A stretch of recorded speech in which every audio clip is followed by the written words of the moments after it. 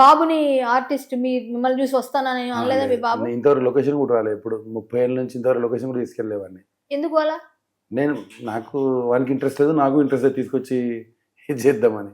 Shri Anjaneyam cinema టైంలో ఏమైనా మంచి ఎక్స్పీరియన్స్ చెప్పండి అక్కడ షూటింగ్ స్పాట్ లో.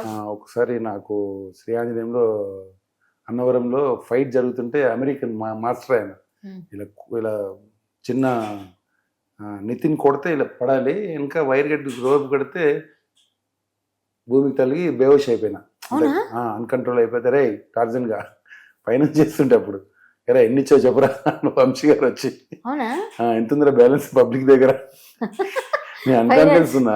ఫైనాన్స్ కూడా చేశారు మీరు, మంచి ఫైనాన్సరా? అంటే చిన్నగా ఏదో 10,000 20,000 ఇచ్చావని అప్పుడు.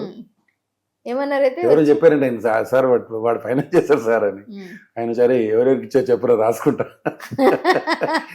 తర్వాత ఒక 2-3 అవర్స్ తర్వాత మళ్ళీ షాట్లోకి వెళ్తే వద్దని పాపం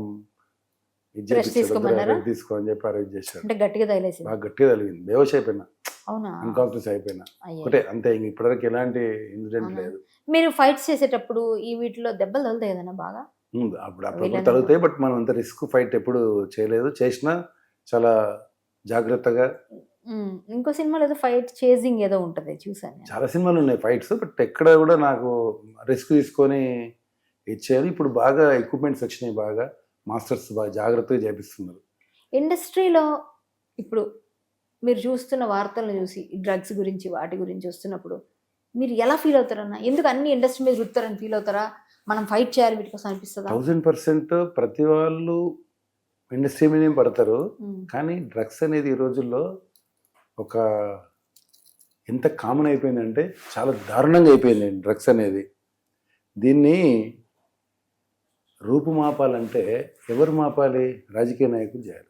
దీని అంతా ఏది ప్రాబ్లం క్రియేట్ అవుతున్నా లింక్ రాజకీయ నాయకులు ఉంటారు.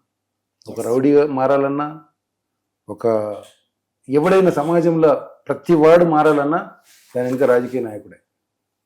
ఇలా ప్రతిదీ మాఫియానే. ఇలా ఒక మెకానిక్ మాఫియా, ఒక మెడికల్ మాఫియా, ప్రతిదీ ఏదన్నా తీసుకోండి మీరు. అంటే ప్రతివాడు నేను ఇక్కడే ఉంటాను, వచ్చే దోచేసుకుందాం తినేద్దాం తప్ప, అరే వాడు మనిషే, ఎంత కష్టపడి సంపాదించు కోసం చెప్పి ఎవడు ఆలోచించాడు.